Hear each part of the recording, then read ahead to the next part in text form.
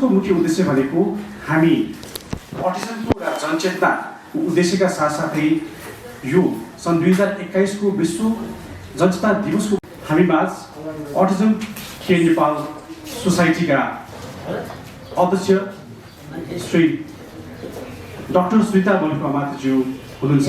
म उहाँलाई आसन गर्न हार्दिक भन्न चाहन्छु। त्यसै गरी हामी अटिजम केयर नेपालका केही साथीहरू टिम पनि छौँ र सायद अरू पनि पत्रकार साथीहरू आउने क्रम जारी हुन्छ भन्ने हामीले अपेक्षा गरिरहेका छौँ। समयलाई खेर नफालिकन सर्वप्रथम हामी हजुरहरूलाई अटिजमको विषयवस्तुमा प्रस्तुतिकरण राख्न चाहन्छौँ र त्यसपछि कार्यक्रम के हुन लागिरहेको छ त्यो सविस्तार हामी तपाईँलाई प्रस्तुत गर्नेछौँ। सर्वप्रथम अटिजमको बारेमा प्रस्तुतिकरण राखिदिनु हुन र साथसाथै अटिजम केयर नेपाल सोसाइटीको बारेमा प्रस्तुत राखिदिनु हुन अटिजम केयर नेपाल सोसाइटीका अध्यक्षज्यू श्री डाक्टर सुनिता मल्लिक माथज्यूलाई म हार्दिक अनुरोध चाहन्छु। अमात्य पेसाले चिकित्सक हुँ र एउटा अटिजम भएको बच्चाको अभिभावक पनि हुँ र मेरो यो जुन एउटा जर्नी छ अटिजममा यसैको कारणले पनि यसमा लक्षित रहेको छ र विश्व अटिजम जनचेतना दिवस 2021 को उपलक्ष्यमा जुन हामीलाई रिपोर्टर्स क्लबले एउटा प्लेटफर्म दिएको छ, किनभने जनचेतनाको काममा जति पत्रकार साथीहरूको ठुलो महत्त्वपूर्ण भूमिका हुन्छ त्यो हामीले बोलेर साध्य नै रहँदैन र हामीले यो 2021 मा आइसक्दाखेरि खासमा भन्यो भने 2008 सालमा संयुक्त राष्ट्र सङ्घले अप्रिल 2 लाई चाहिँ विश्व अटिजम जनचेतना दिवस घोषणा गरियो र यस अगाव नेपालमा अटिजमको त्यति चर्चा परिचर्चा एकदमै कमै थियो भने अटिजमको बारेमा धेरै कम मान्छेहरूलाई मात्रै जानकारी थियो र कसरी चाहिँ हामी सुरुवात गर्यौँ भन्ने क्रममा सर्वप्रथम म अलिकति अटिजमको एउटा ब्याकग्राउन्ड हजुरहरू समक्ष प्रस्तुत गर्न चाहन्छु। जब पनि हामीले अपाङ्गताको कुराकानी गर्छौँ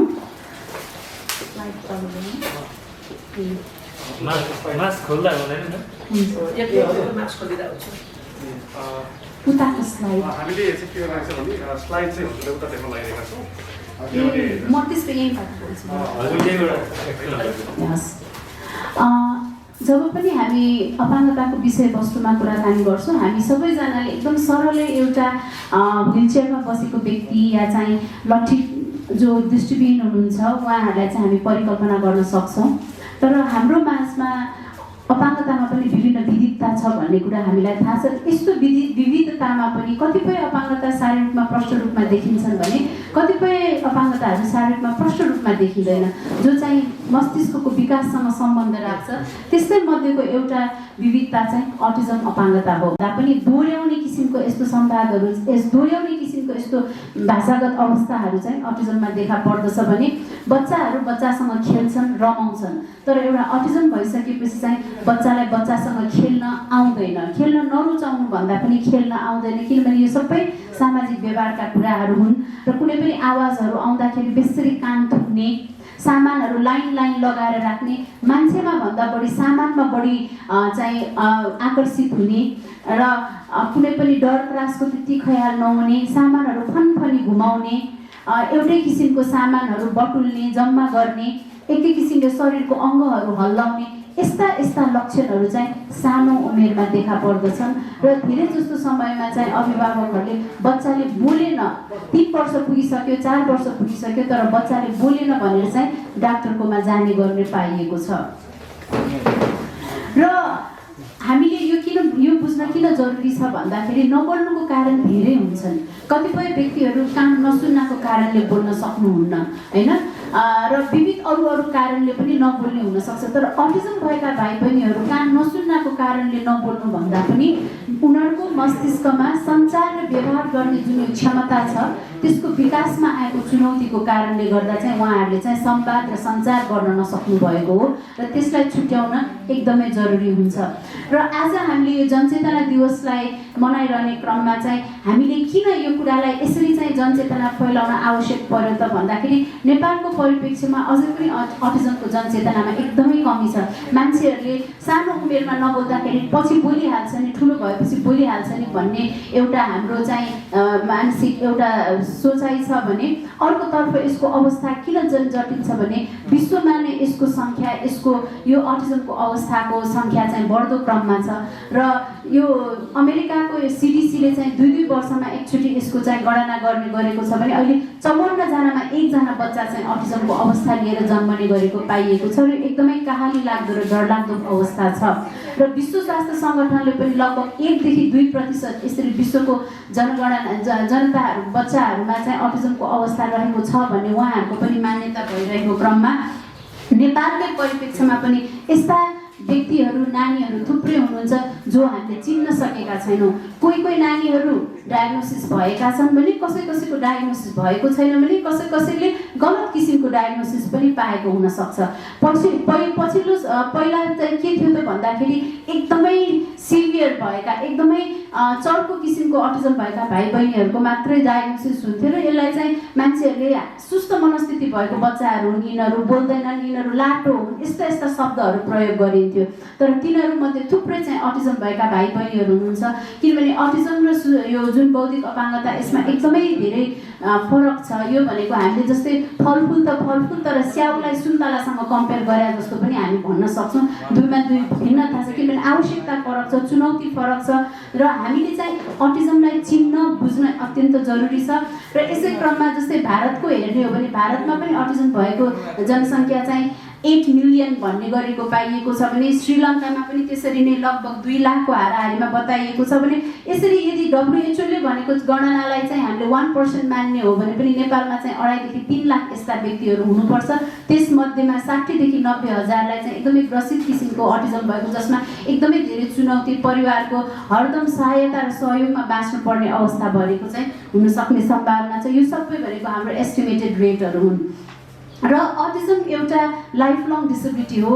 यो जन्मेर ठुलो भइसकेपछि निको हुने अवस्था होइन, यो अपाङ्गता हो र बच्चाको उमेर सर नै यसमा आउने चुनौती यसका अवस्थाहरू चाहिँ फरक हुँदै जान्छ र यो जीवनभर नै रहन्छ।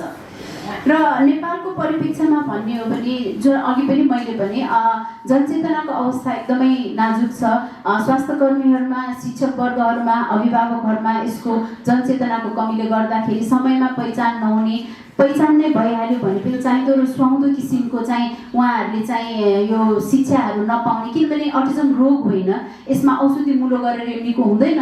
सानै उमेरदेखि उसलाई चाहिँदो र सुहाउँदो किसिमको एउटा थेरापी, एउटा शिक्षाको माध्यमबाट चाहिँ उसलाई ट्रिटमेन्ट गर्नुपर्ने हुन्छ भने नेपालमा यी सबै कुराहरू चाहिँ एकदमै अपुग रूपमा रहेको छ। स्कुलको समस्या त्यति नै छ, धेरै चुनौती छ। कतिपय नानीहरू यदि उहाँलाई त्यस किसिमको सहयोग हामीले दिन सक्यो भने मूलधार स्कुलमा पनि जान सक्नुहुन्छ, तर त्यस्तो सिकाउन जाने त्यस्तो दक्ष जनशक्तिको भने हामीमा एकदमै कमी छ। र यस्तै अटिजम भएका भाइ बहिनीहरूको अभिभावकहरूले 2008 अप्रिल 2 जुन चाहिँ संयुक्त राष्ट्र सङ्घले घोषणा गरिएको जनचेतना दिवस हो, त्यही दिनमा अटिजम केयर नेपाल सोसाइटीको पनि जन्म भएको थियो। र सुरुवातको कालदेखि नै यो संस्थाले चाहिँ यस्ता अटिजम भएका अवस्थाको बारेमा जनचेतना फैलाउने, राष्ट्रिय स्तरमा पैरवीको कार्यहरू गर्ने र अटिजमसँग सम्बन्धित सेवाहरू चाहिँ विस्तार गर्दै आइरहेको छ, जसमध्ये तालिमहरू पनि पर्दछन्। र थुप्रै तालिमहरू मध्येमा चाहिँ हामीले विशेष गरेर चाहिँ नेपालको परिप्रेक्ष्यमा चाहिँ हामी अभिभावकहरूले नै सबैभन्दा ठुलो जिम्मेवारी वहन गरिरहेको अवस्था छ। देशमा राष्ट्रिय स्तरमा अपुग रूपमा रहेका थेरापी सेन्टरहरूको कारण र प्रारम्भिक हस्तक्षेप दिन सक्ने संस्थाहरूको कमीको कारणले गर्दा अभिभावकले नै सबैभन्दा ठुलो भार लिइरहनु परेको अवस्था छ भने अटिजम केयर नेपाल सोसाइटीले 2009 देखि नै यसरी अभिभावकहरूलाई नै सशक्तिकरण गर्ने तालिम चाहिँ गर्दै आएको, जसले गर्दा अभिभावक नै एउटा चाहिँ थेरापिस्टको रूपमा चाहिँ तयार गर्ने गरेर 12 हप्ते तालिम हामीले चलाइरहेका छौँ र अहिलेसम्म लगभग 32-33 जिल्लाबाट लगभग 600 भन्दा बढी अभिभावकहरू चाहिँ यसबाट लाभान्वित पनि हुनुभएको छ। र त्यसबाहेक अटिजम केयर सोसाइटीमा हामीले अटिजमको स्कुल पनि सञ्चालन गरेका छौँ र यो स्कुलमा चाहिँ लगभग हामीले चाहिँ एउटा मोडल स्कुलको रूपमा हामीले यसलाई सञ्चालन गरेका छौँ, जहाँ सीमित बच्चाहरू हुनुहुन्छ, किनभने एउटा बच्चालाई लगभग 1 देखि 2 जना मान्छेहरूको चाहिँ आवश्यकता पर्छ रेखदेख गर्न, सिकाउन, र हरेक बच्चालाई सिक्ने र सिकाउने अवस्था पनि फरक हुन्छ र उहाँहरूको व्यक्तिगत आवश्यकता अनुसार चाहिँ हामीले शिक्षण प्रणालीलाई चाहिँ हामीले चाहिँ लानुपर्ने हुन्छ र यसमा थुप्रै खर्च, जनशक्ति, थुप्रै कुराहरूको चाहिँ चुनौती हामीले झेल्नुपर्ने हुन्छ। साथसाथै हामीले केही वर्ष यताबाट चाहिँ अलिकति ठुलो भएका नानीहरू जो चाहिँ 18 वर्षभन्दा माथिका नानीहरूको लागि चाहिँ यो पूर्व व्यावसायिक तालिमको कुराहरू पनि हामी केही हदसम्म सुरु गरेका छौँ गर्छौँ र जति पनि अभिभावकहरू हामीबाट तालिम हुनुभयो, जति पनि हामीले चाहिँ पैरवीको काम साथसाथै यो जनचेतनाको काम हामीले अगाडि बढायौँ। बच्चाहरू चाहिँ एउटा राम्रो रिजल्ट भनौँ कि सानो सानो उमेरका नानीहरूको चाहिँ अब चाहिँ डायग्नोसिस हुन सुरु भएको छ। पहिलाको अवस्थामा 7-8 वर्षको बच्चाहरू डायग्नोसिस हुन्थे भने अहिले 18 महिना 2 वर्ष 2.5 वर्षका थुप्रै नानीहरू चाहिँ डायग्नोसिस हुन थालेका छन् र डायग्नोसिस हुनु र सर्भिसको आवश्यकताको माग गर्नुमा चाहिँ हाम्रो चाहिँ ब्यालेन्स हुन सकेको छैन, किनभने सेवा केन्द्रहरूको एकदमै कमी छ र बिस्तारै हामीले चाहिँ यसलाई के गरौँ त भन्दाखेरि हाम्रो कार्यक्रमहरूलाई चाहिँ डिसेन्ट्रलाइज गर्न, काठमाडौँबाट बाहिर यी सेवाहरू पुर्याउनलाई जो जति पनि अभिभावकहरू हामीबाट तालिम हुनुभएको छ उहाँहरूलाई सङ्गठित गरेर ठाउँ ठाउँमा चाहिँ यस्ता अभिभावकहरूको सङ्गठनहरू हामीले चाहिँ सुरुवात गऱ्यौँ। अहिले हामीसँग लगभग 8वटा यस्ता स्याटेलाइट संस्थाहरू छन्, जब 5वटा प्रोभिन्समा, काठमाडौँमा 3वटा, कास्कीमा, त्यस्तै गरेर गुल्मीमा, लुम्बिनीमा, चितवनमा गरिकन यसरी 7-8 ठाउँमा चाहिँ यसरी चाहिँ दिवा सेवा र अभिभावक तालिमै पनि यसरी सञ्चालन भइरहेको अवस्था छ। र यति भन्दै गर्दाखेरि अब आज विश्व जनचेतना दिवसको अवसरमा हजुरहरूले जुन यो कार्यक्रमलाई अगाडि ल्याउनको लागि जुन एउटा जमर्को गर्नुभएको छ, यसपालि पनि संयुक्त राष्ट्र सङ्घले विभिन्न एउटा नाराको रूपमा ल्याइएको छ। विशेष रूपमा अटिजम भएका व्यक्तिहरूले दिनौँ रूपमा जुझ्नुपर्ने जति पनि अवरोध र चुनौतीहरू छन् तिनीहरूलाई ध्यान आकर्षण गर्दै अटिजमको चिनाइमा मात्रै होइन, किनभने अटिजम शारीरिक रूपमा देखिन्न, उनका चुनौती थुप्रै छन्, त्यसरी चिनेर मात्रै भएन, उनीहरूको बुझाइमा, उनीहरूको चुनौतीको बुझाइमा पनि हामीले विकास गर्नुपर्ने आवश्यकतालाई चाहिँ मनन गर्नको लागि आग्रह गरिएको छ। भने अटिजम भएका व्यक्तिहरूको जति चुनौती छन्, कतिपय व्यक्तिका विशेष क्षमताहरू पनि हुन्छन् भने ती क्षमताहरूलाई पनि हामीले चिन्न, त्यसलाई चाहिँ हामीले सेलिब्रेट गर्न र उहाँहरूको त्यो निपुण क्षमतालाई चाहिँ विश्वले, देशले, समुदायले स्वागत गर्न, स्वीकार्न पनि अति आवश्यक छ भन्ने कुराहरूलाई पनि विश्व स्वास्थ्य सङ्गठन तथा संयुक्त राष्ट्र सङ्घले चाहिँ यो कुरालाई ध्यान आकर्षण गरिएको छ। त्यति मात्र नभई थुप्रै अटिजम भएका व्यक्तिहरू जो चाहिँ एकदमै बौद्धिक सबलता राखेका छन्, उहाँहरू चाहिँ पढ्न लेख्न सक्नुहुन्छ कि रोजगार गर्न सक्नुहुन्छ भने उहाँहरूलाई पनि रोजगारीको जुन बजार छ त्यहाँमा चाहिँ उहाँहरूको अवसरको लागि चाहिँ कार्यक्रम गर्नुपर्ने नितान्त आवश्यकताको कुरालाई पनि औल्याइएको छ। र यति भन्दै अटिजम भएका व्यक्ति जो परिवारमा हुन्छ, व्यक्तिलाई मात्रै नभए परिवारलाई नै यसले एकदमै ठुलो चुनौतीको भुमरीमा राखेको हुन्छ र सबै अभिभावकहरूलाई अहिले सानो छ, सानोमा चाहिँ खुवाउने पिलाउने रेखदेख गर्न सजिलो हुन्छ भने जति ठुलो हुँदै गए यिनका चुनौतीहरू फरक फरक किसिमले गाह्रो हुँदै आउँछ र सबै अभिभावकहरूलाई चाहिँ आफू नभएपछिको अवस्थामा यी व्यक्ति र यी नानीहरूलाई चाहिँ कसले रेखदेख गर्ने त, सरकारमा यसको के भूमिका हुन्छ, सरकारले कसरी यो अवस्थामा यी अवस्थाका व्यक्तिहरूलाई चाहिँ स्याहार सम्हार गर्ने त भन्ने चाहिँ सबै अभिभावकहरूले चाहिँ हरेक दिन हरेक पल सोच्ने एउटा अवस्था हो र यसमा जनचेतना फैलाउन एकदमै आवश्यक छ, सरकारलाई घचघच्याउन एकदमै आवश्यकता छ र अघि भने जस्तै चिनेर मात्रै भएन, उहाँहरूलाई उनीहरूको अवस्थालाई बुझेर उहाँहरूलाई चाहिने सेवा सुविधाहरू पनि जुझाउन एकदमै आवश्यकता छ भन्दै मैले मेरो प्रस्तुति यहीँ टुङ्ग्याएँ। धन्यवाद र हजुरहरूको केही प्रश्नहरू छन् भने पनि हामी यसमा चाहिँ छलफल गर्न सक्छौँ। मेरो एउटा सवाल छ, यो अटिजम चाहिँ तपाईँहरूको यो 16सम्मको डेटा रहेछ होइन, यसमा चाहिँ 16सम्मको डेटा देख्यौँ। अहिलेको लेटेस्ट चाहिँ नेपालमा कति जति छन् अटिजम भएकाहरू, अनि यसको रेसियो बढ्दो छ कि घट्दो छ कि अटिजमले प्रसिद्धहरू?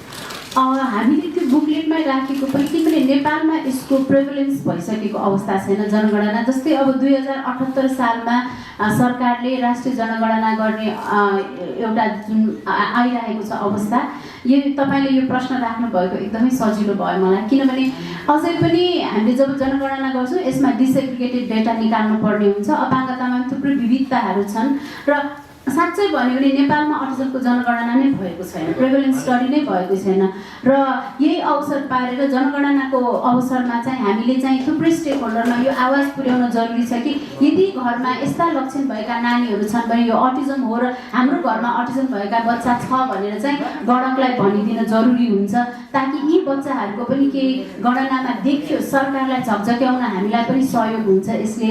र बढ्दो क्रममा यस प्रकारको छ कि अब जस्तै 2-2 वर्षमा वर्षमा चाहिँ यो सेन्टर फर डिजिज कन्ट्रोलले यसको गणना गर्छ, तर त्यो अमेरिकाको डाटा हो।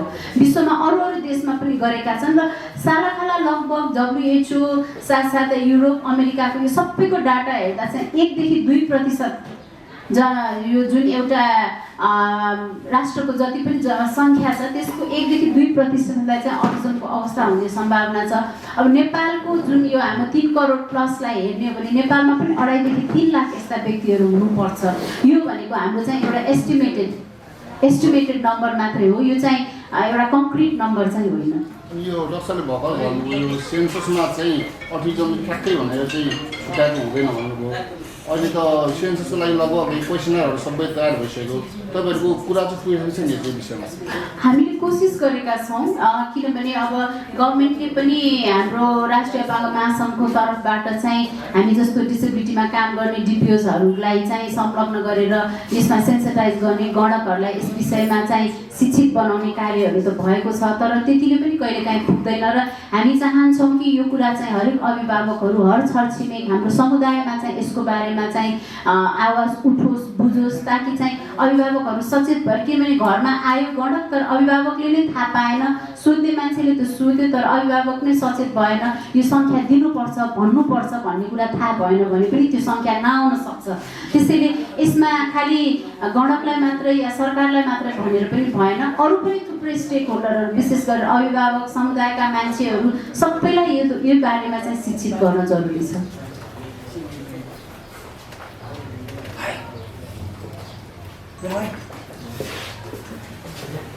ब्लू प्रोग्राम भनेर हामी गर्ने गरेका थियौँ, तर यो वर्ष पनि कोभिडले गर्दाखेरि हामीले त्यो गर्ने अवसर हामीले प्राप्त भएन।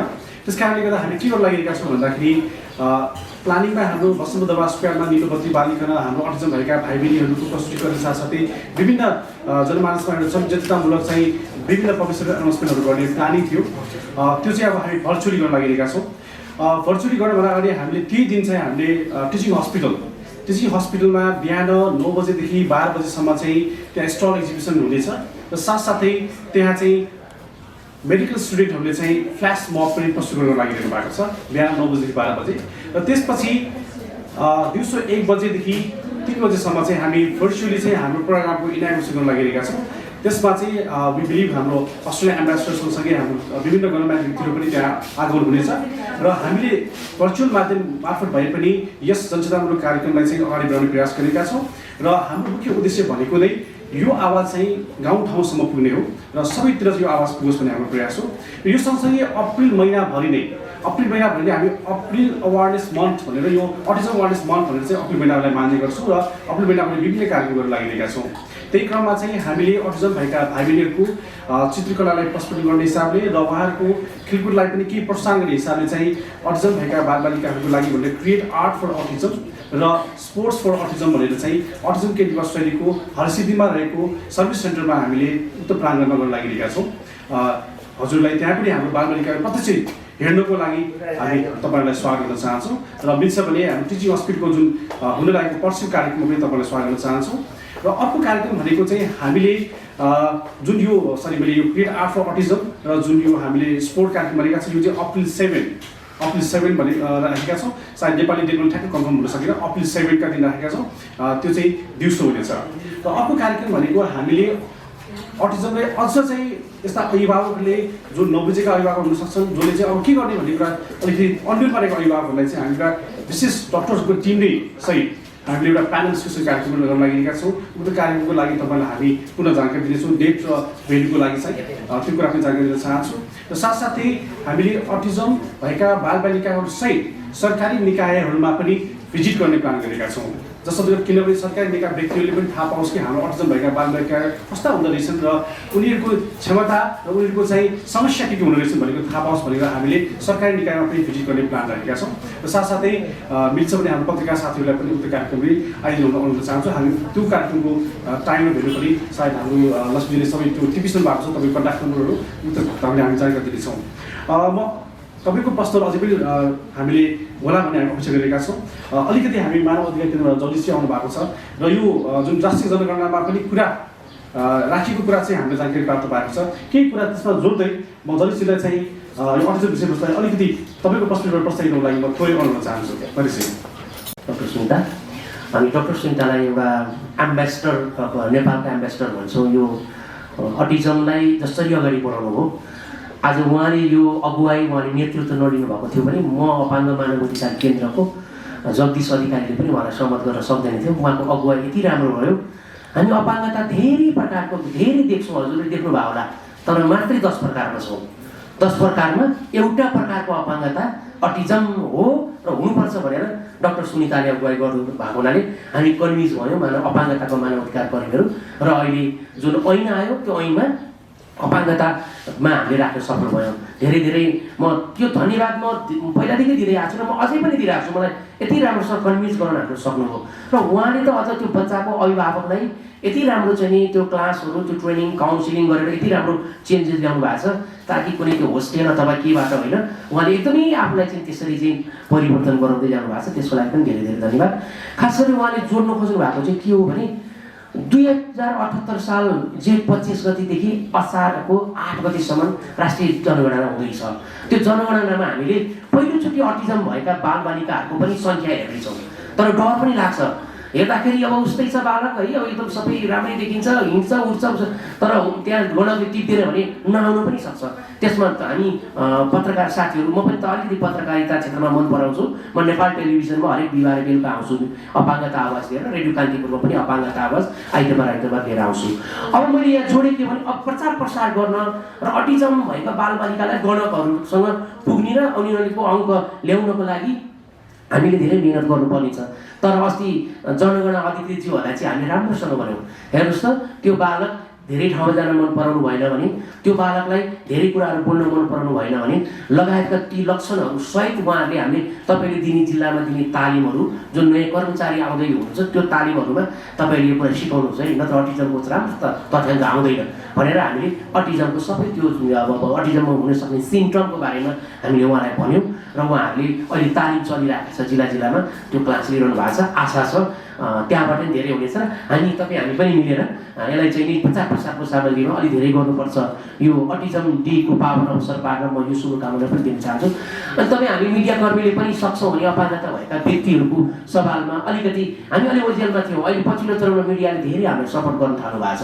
हामी केही कुराहरू भन्नु नि पर्ने भएको छ, हामीलाई फरक क्षमता नभनिदिनु होला, हामीलाई डिफ्रेन्टली एबल नभनिदिनु होला होइन, हामीलाई अपाङ्गता मात्रै भनिदिनु भयो भने हाम्रो एकदमै नाक ठुलो हुन्छ, अथवा हामी तपाईँले सही कुरा भनिदिनु भयो भन्ने हुन्छ।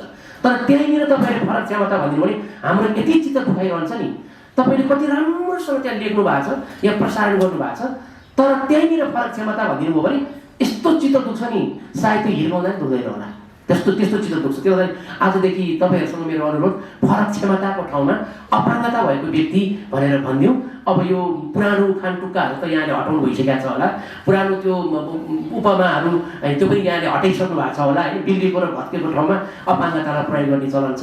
लङ्गोडो सरकार, के अरे संविधान अपाङ्ग बनाए, यी यस्ता कुरा त यहाँले गर्नुभएको छैन होला मलाई थाहा छ।